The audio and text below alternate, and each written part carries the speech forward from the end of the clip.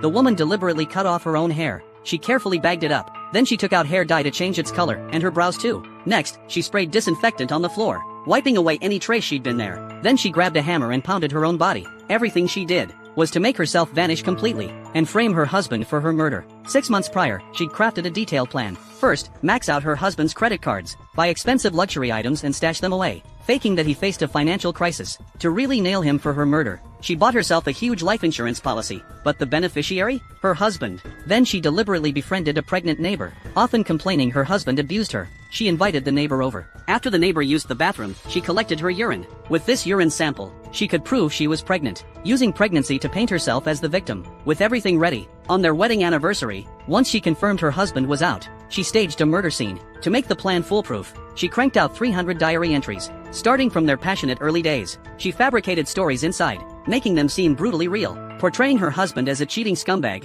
and herself as long abused, living in constant terror. Then she put the diary in the oven, burning it just right, to fake her husband destroying evidence. She deliberately left clues for the cops, setting up a perfect frame job. Then she drove off alone, changed her appearance, and moved into a new place, waiting for her husband to be arrested for murder. Just as she figured, cops gradually uncovered many clues. The murder charge landed squarely on Dashwai. But after his wife Xiao Shui vanished, Dashwai faced the media with a smug grin. He greeted everyone warmly, even taking cheek-to-cheek photos with a beauty. Facing his lover's disappearance, he showed zero concern, but his bizarre behavior shot Dashwai to the top of the news. Media blasted him as a total scumbag. His wife was still missing, yet he acted so carefree. To salvage his image, Dashwai held a vigil for her that night. Suddenly, the neighbor appeared with her baby, shouting he was scum, abusing his pregnant wife. This bombshell revelation threw the place into chaos. Media swarmed him. He scrambled into a cop car to escape.